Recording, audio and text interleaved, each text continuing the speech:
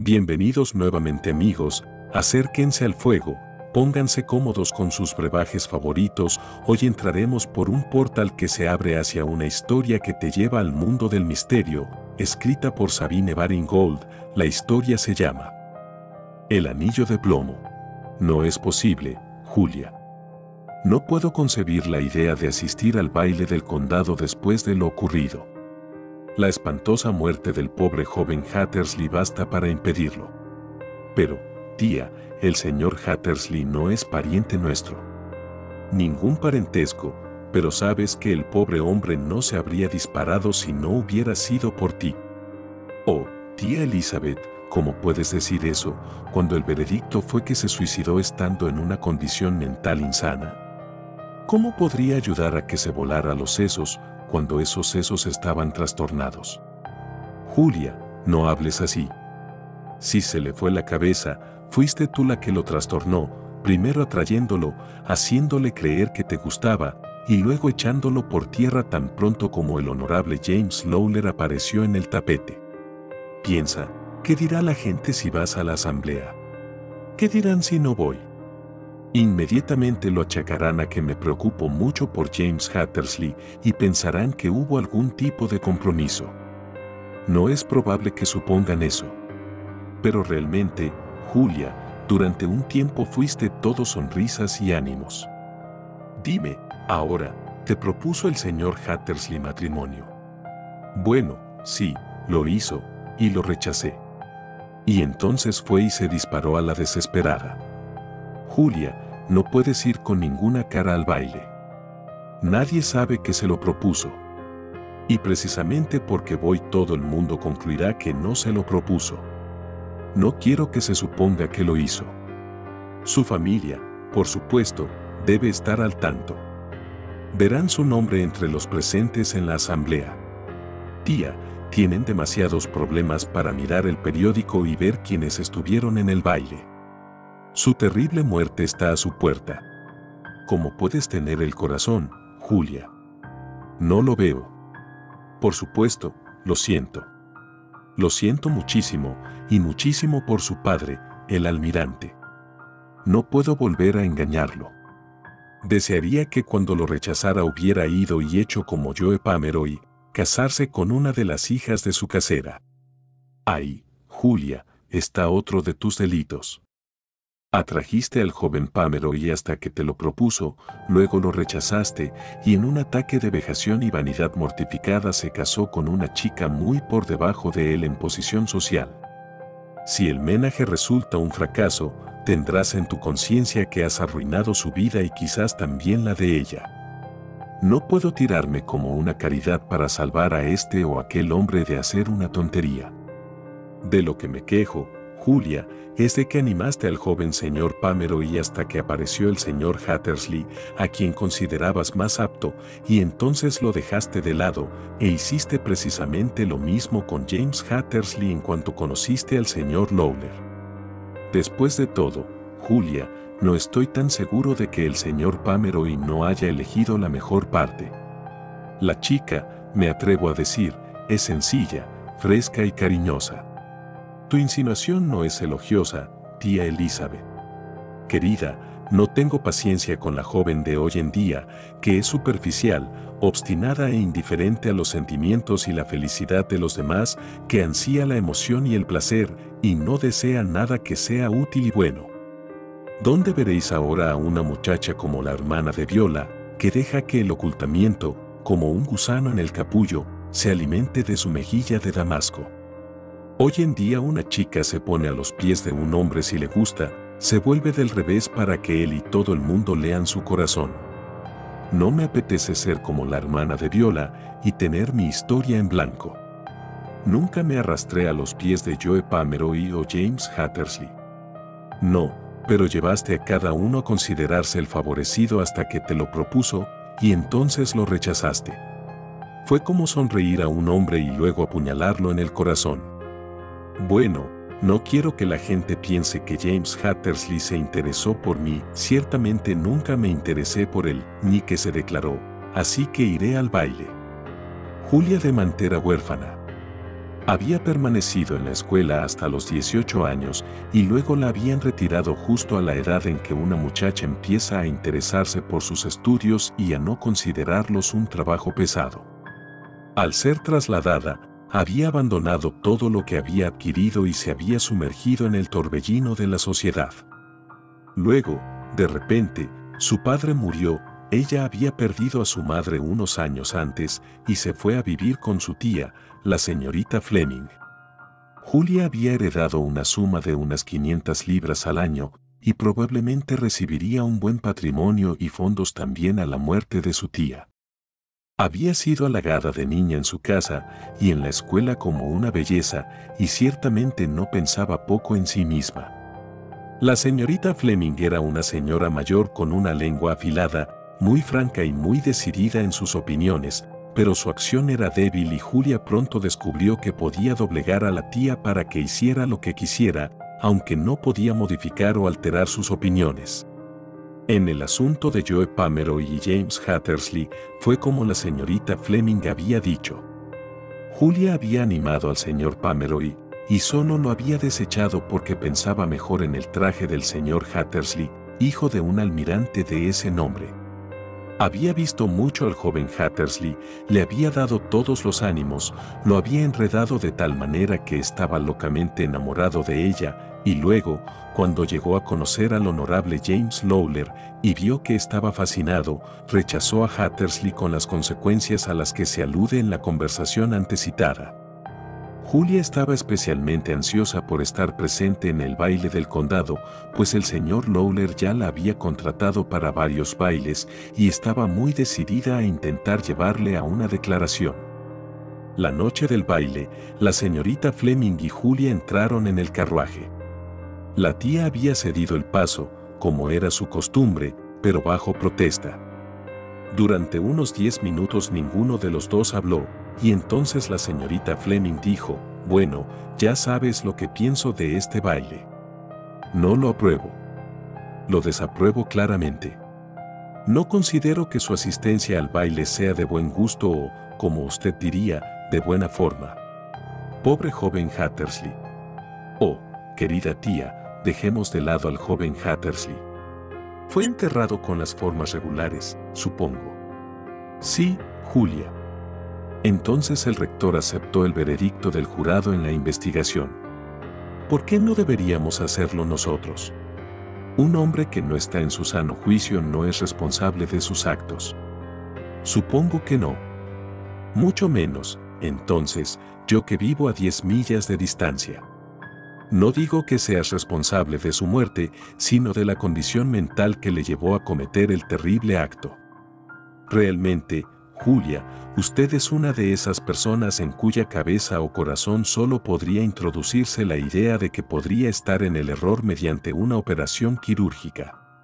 Una jeringa hipodérmica sería un instrumento demasiado débil para efectuar un cambio tan radical en ti. Todos los demás pueden estar equivocados, tú nunca. En cuanto a mí, no puedo sacarme al joven Hattersley de la cabeza. ¿Y yo?», replicó Julia con aspereza, pues las palabras de su tía la habían escocido. «Yo, por mi parte, no le doy importancia». Apenas hubo pronunciado estas palabras, un viento helado comenzó a rodearla. Acercó el chal de bareje que tenía sobre los hombros desnudos y dijo, «Tía, ¿está el vaso abajo de tu lado?». «No, Julia, ¿por qué lo preguntas?». «Hay una corriente de aire». «No siento ninguna, tal vez la ventana de tu lado se bloquea». «En efecto, eso está bien. Sopla más fuerte y hace un frío mortal. ¿Puede estar roto uno de los cristales delanteros?». «No. Rogers me habría avisado si ese fuera el caso. Además, veo que están bien». El viento del que se quejaba Julia se arremolinaba y silbaba a su alrededor. Aumentó su fuerza, le arrancó el chal y se lo puso en la garganta, desgarró el encaje de su vestido. Le arrebató el pelo, lo arrancó de las horquillas y de las peinetas que lo mantenían en su sitio. Un largo mechón fue azotado en la cara de la señorita Fleming. Luego, el cabello, completamente liberado, se elevó por encima de la cabeza de la muchacha, y al momento siguiente fue llevado a la deriva ante ella, cegándola. Luego, una súbita explosión, como si le hubieran disparado una pistola al oído, y con un grito de terror se hundió entre los cojines. La señorita Fleming, muy alarmada, tiró de la cuerda de control y el carruaje se detuvo. El lacayo descendió de la caja y se acercó al lado. La anciana bajó la ventanilla y dijo: «Oh, Phillips, trae la lámpara. Le ha ocurrido algo a la señorita Demant». El hombre obedeció y envió un torrente de luz al interior del carruaje. Julia estaba recostada, blanca y sin sentido. Su pelo estaba esparcido por la cara, el cuello y los hombros, las flores que se habían clavado en él, los alfileres que lo habían sujetado, las almohadillas que habían dado forma a las circunvoluciones yacían esparcidas, algunas sobre su regazo, otras en la alfombra del fondo del carruaje. «Phillips», ordenó la anciana con gran agitación, «dile a Rogers que haga girar los caballos y vuelva a casa de inmediato, y corre lo más rápido que puedas a por el Dr. Kratt».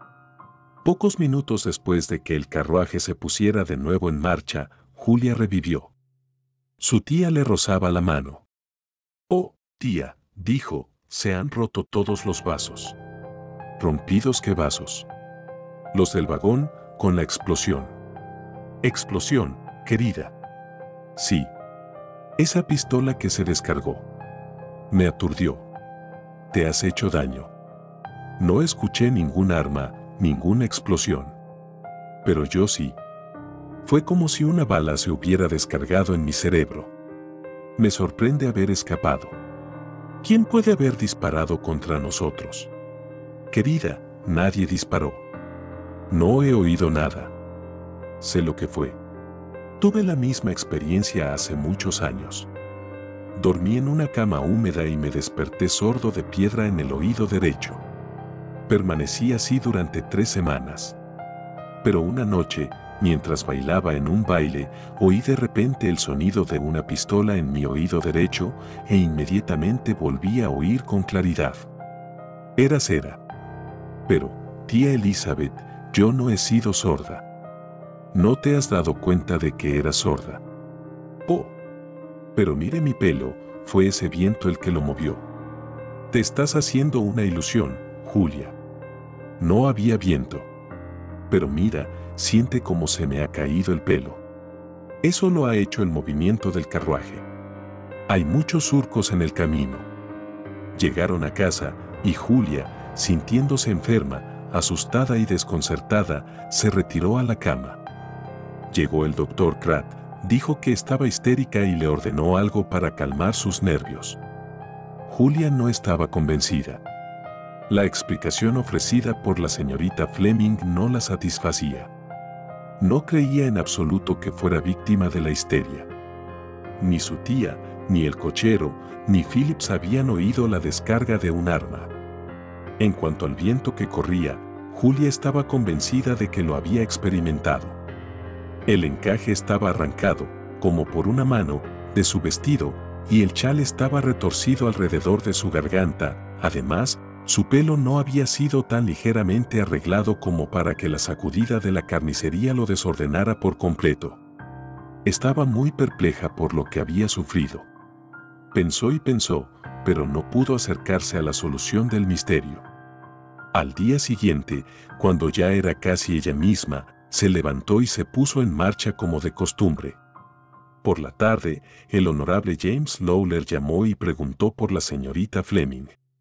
El mayordomo contestó que su señora había salido a hacer visitas, pero que la señorita Demant estaba en casa, y él creía que estaba en la terraza. El señor Lawler pidió inmediatamente verla. No encontró a Julia en el salón ni en la terraza, sino en un jardín inferior al que había bajado para dar de comer a los peces de colores del estanque. «Oh, señorita Demant», dijo, «me decepcionó mucho no verla en el baile de anoche. Me sentí muy mal, tuve un desmayo y no pude ir. Esto ha hecho que nuestros espíritus se vean afectados, es decir, los míos. Te tenía reservado varios bailes. Pudiste dárselos a otros. Pero eso no fue lo mismo para mí. Hice un acto de caridad y abnegación. En cambio, bailé con la fea señorita Burgons y con la señorita Pounding, y eso fue como arrastrar un saco de patatas. Creo que habría sido una velada alegre, de no ser por ese chocante asunto del joven Hattersley que mantuvo alejados a algunos de los mejores.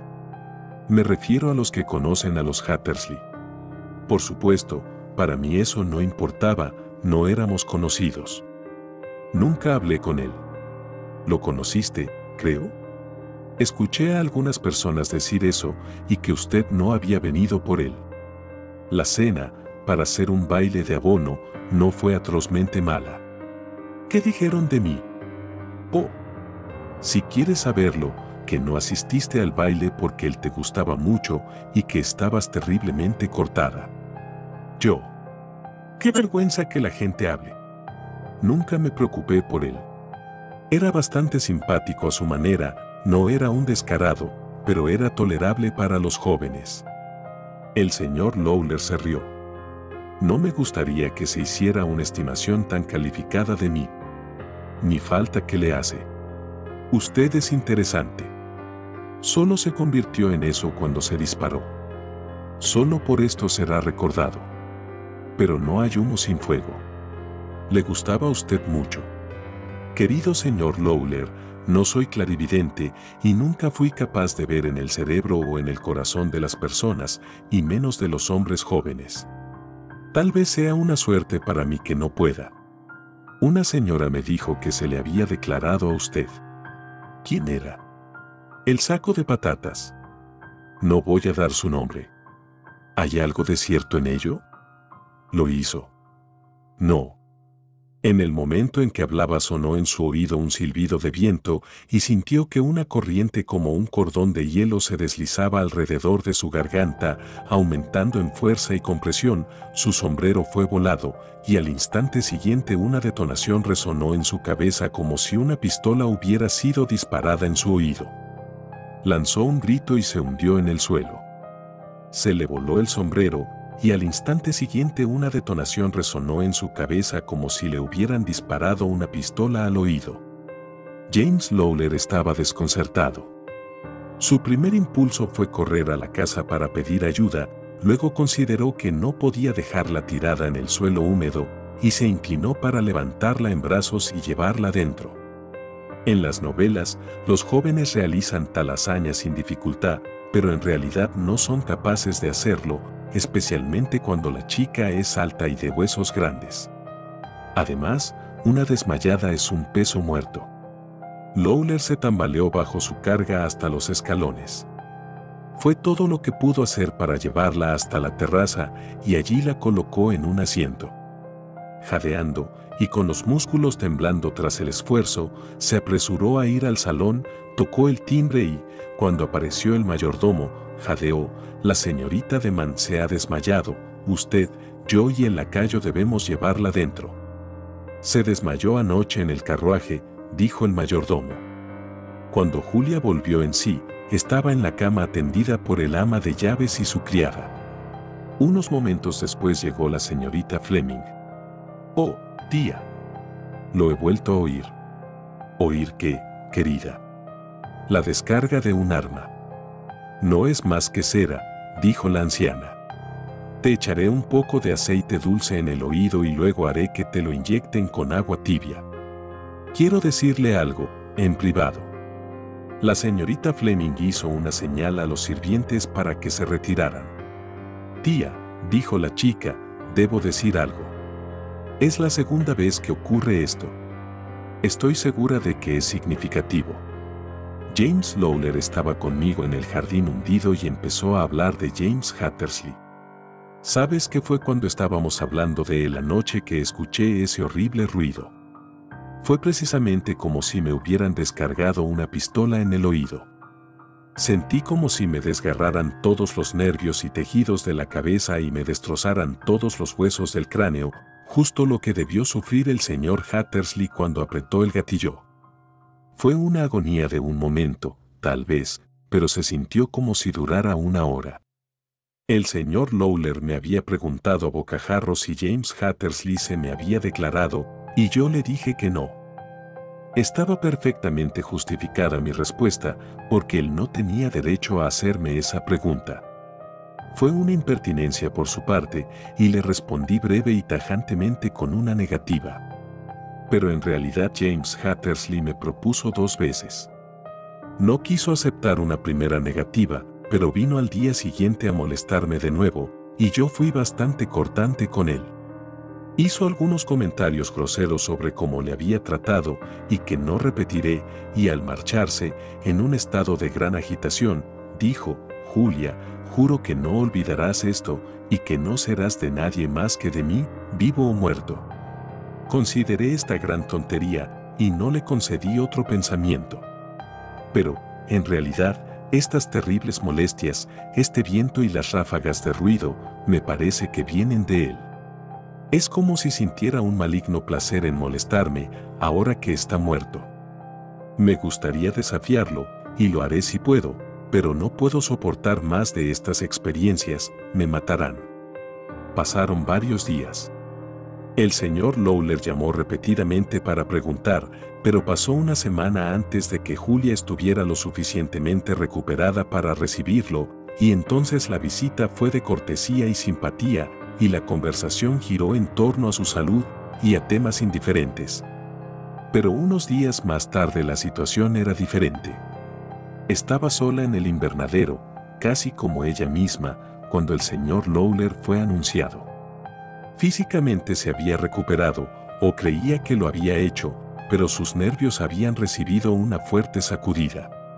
Se había hecho a la idea de que los fenómenos del viento en círculos y la explosión estaban relacionados de alguna manera misteriosa con Hattersley. Estaba amargamente resentida, pero tenía un terror mortal a que se repitiera y no sentía ningún remordimiento por el trato que había dado al desafortunado joven, sino más bien un sentimiento de profundo resentimiento contra él. Si estaba muerto, ¿por qué no se callaba y dejaba de molestarla? Ser una mártir no era para ella ninguna gratificación, porque el suyo no era un martirio que provocara simpatía y que pudiera hacerla interesante. Hasta entonces había supuesto que cuando un hombre moría se le ponía fin, su condición estaba determinada para bien o para mal.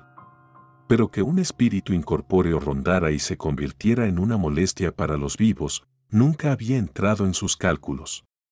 «Julia, si se me permite llamarte así», comenzó el señor Lawler, «te he traído un ramo de flores. ¿Las aceptarás?» «Oh», dijo ella, mientras él le entregaba el ramo, «qué amable de su parte. En esta época del año son tan escasas y el jardinero de la tía es tan tacaño que no me da más flores para mi habitación que unos miserables trozos de geranio. Es una lástima que gastes tu dinero así en mí. No es un despilfarro, si te proporciona placer. Es un placer. Me encantan las flores». «Darle placer», dijo el señor Lawler, «es el gran objetivo de mi vida. Si pudiera asegurarle la felicidad, si me permitiera esperar, aprovechar esta oportunidad, ahora que estamos solos». Se acercó y le cogió la mano. Sus facciones estaban agitadas, sus labios temblaban, había seriedad en sus ojos. Al instante, una ráfaga de frío tocó a Julia y comenzó a rodearla y a agitar su cabello. Ella se estremeció y retrocedió. Aquella experiencia paralizante estaba a punto de renovarse. Se puso mortalmente blanca y se llevó la mano a la oreja derecha. «Oh, James. James», jadeó. «No, por favor, no digas lo que quieres decir, o me desmayaré. Se está acercando. Todavía no estoy lo suficientemente bien como para escucharlo. Escríbeme y te responderé. Por piedad, no lo digas». Entonces se hundió en un asiento y en ese momento su tía entró en el invernadero. Al día siguiente recibió una nota que contenía una propuesta formal del honorable James Lawler y a vuelta de correo Julia respondió con una aceptación. No había ninguna razón para que el compromiso se prolongara y la única alternativa que se barajó fue si la boda debía celebrarse antes de Cuaresma o después de Pascua. Finalmente, se decidió que se celebrara el martes de Carnaval. Esto dejaba poco tiempo para los preparativos necesarios. La señorita Fleming tendría que ir a la ciudad con su sobrina para comprar un ajuar, y un ajuar no se prepara más rápido que un crucero armado. Por lo general, se concede a los jóvenes que se han comprometido un cierto periodo para verse mucho, para conocerse mejor, para construir sus castillos en el aire y para entregarse a pequeños pasajes de afecto, vulgarmente llamados cuchareo. Pero en este caso el cuchareo tuvo que ser restringido y pospuesto. Al principio, cuando estaba a solas con James, Julia estaba nerviosa. Temía que se repitieran aquellos fenómenos que tanto la afectaban. Pero, aunque de vez en cuando el viento se enroscaba y soplaba a su alrededor, no era violento ni escalofriante y llegó a considerarlo como un lamento de incomodidad. Además, no se repetía la detonación, y ella esperaba con cariño que con su matrimonio la vejación cesara por completo. En su corazón había un sentimiento de exultación. Estaba desafiando a James Hattersley y echando por tierra su predicción. No estaba enamorada del señor Lawler, le gustaba a su fría manera y no era insensible a la ventaja social que le correspondería cuando se convirtiera en la honorable señora Lawler. Llegó el día de la boda. Afortunadamente, hacía buen tiempo. «Bendita sea la novia sobre la que brilla el sol», dijo la alegre señorita Fleming, «un presagio, confío, de una vida brillante y sin sobresaltos en tu nueva condición». Todo el vecindario estaba presente en la iglesia. La señorita Fleming tenía muchos amigos. El señor Lawler tenía menos presencia, ya que pertenecía a un condado lejano. El camino de la iglesia había sido colocado con telas rojas, la iglesia estaba decorada con flores, y un coro estaba presente para cantar La voz que respiró sobre el Edén. El rector estaba junto al altar y se habían colocado 2 cojines en el escalón del coro. El rector iba a ser asistido por un tío del novio que estaba en las sagradas órdenes. El rector, siendo anticuado, se había puesto guantes de cabritilla gris pálido. Primero llegó el novio con su padrino y se quedó de pie, nervioso, balanceándose primero sobre un pie y luego sobre el otro, esperando, observado por todos los ojos. A continuación entró la comitiva de la novia, acompañada por sus damas, al son de la marcha nupcial de Lohengrin en un órgano sibilante. Luego Julia y su pretendida ocuparon sus lugares en el escalón del coro para la realización de la primera parte de la ceremonia, y los 2 clérigos descendieron hacia ellos desde el altar. ¿Quieres que esta mujer sea tu esposa? Lo haré. ¿Quieres tener a este hombre como tu esposo? Lo haré. Yo, James, te tomo a ti, Julia, como mi legítima esposa, para tener y retener. Y así sucesivamente. Mientras se pronunciaban las palabras, una ráfaga de aire frío pasó sobre las manos entrelazadas, entumeciéndolas, y comenzó a rodear a la novia y a agitar su velo. Ella apretó los labios y frunció las cejas. En pocos minutos estaría fuera del alcance de estas manifestaciones.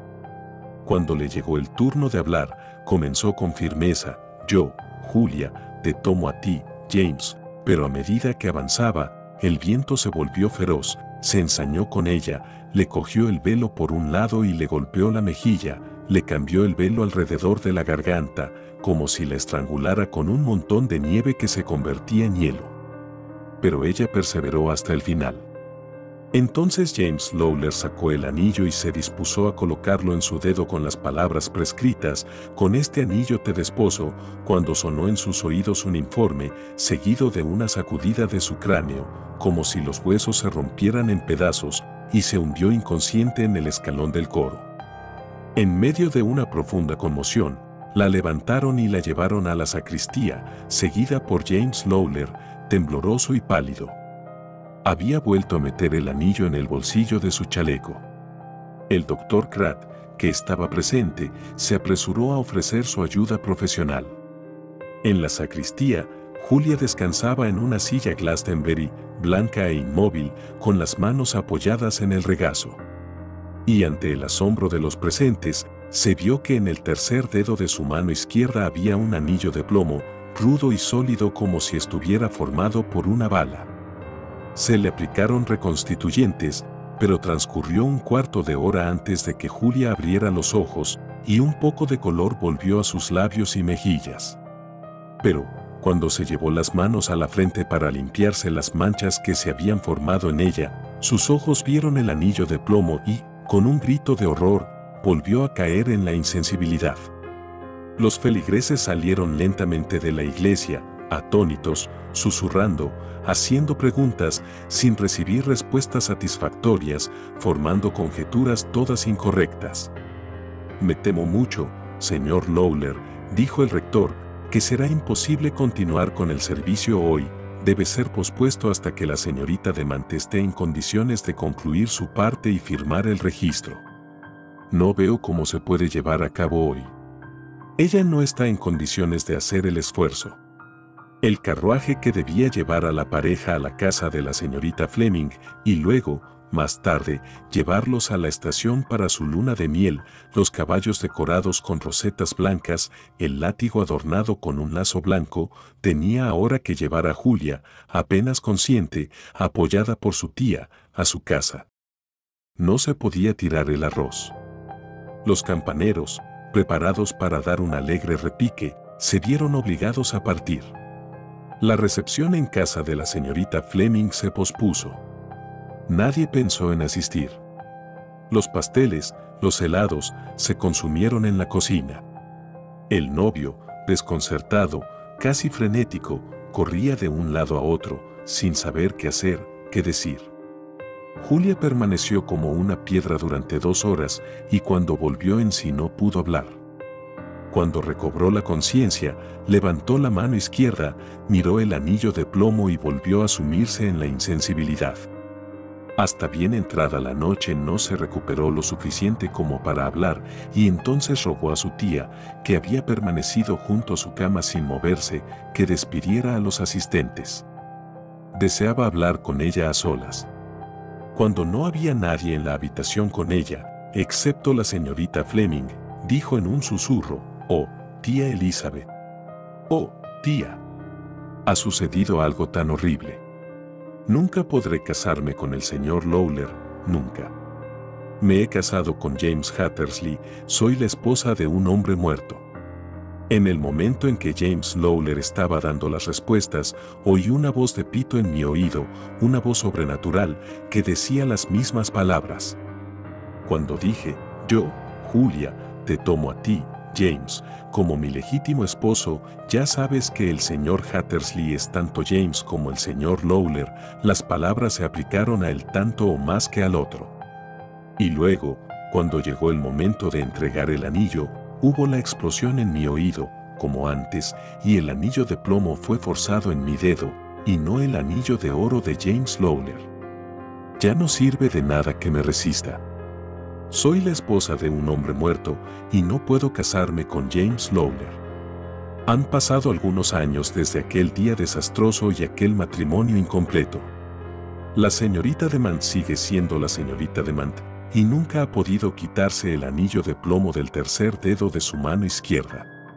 Cada vez que se ha intentado desengancharlo, ya sea arrancándolo o cortándolo, se ha producido esa aterradora descarga, como la de una pistola, en su oído, causando insensibilidad. La postración que ha seguido, el terror que ha inspirado, han afectado tanto a sus nervios, que ha desistido de todo intento de librarse del anillo. Lleva invariablemente un guante en la mano izquierda, y está abultado sobre el tercer dedo, donde se encuentra ese anillo de plomo. No es una mujer feliz, aunque su tía ha muerto y le ha dejado una bonita herencia. No tiene muchos conocidos. No tiene amigos, porque su carácter es poco amistoso y su lengua es amarga. Cree que el mundo, por lo que ella sabe, está en contra de ella. Hacia el recuerdo de James Hattersley siente un odio mortal. Si un encantamiento pudiera despojar su espíritu, si la oración pudiera darle reposo, ella no recurriría a ninguno de estos expedientes, aunque pudieran aliviarla, tan amargo es su resentimiento. Y alberga una ira silenciosa contra la providencia por permitir que los muertos caminen y molesten a los vivos. Y fin, Espero que la hayas disfrutado. Nos vemos en la próxima historia que nos depara el portal de este universo gris. Si te ha gustado, recuerda apoyar a los autores y sus historias originales que nos permiten disfrutar estas misteriosas y nuevas experiencias. Si te ha gustado, suscribirte, pon me gusta y deja un comentario, ya que esto alimenta al dios oscuro del algoritmo.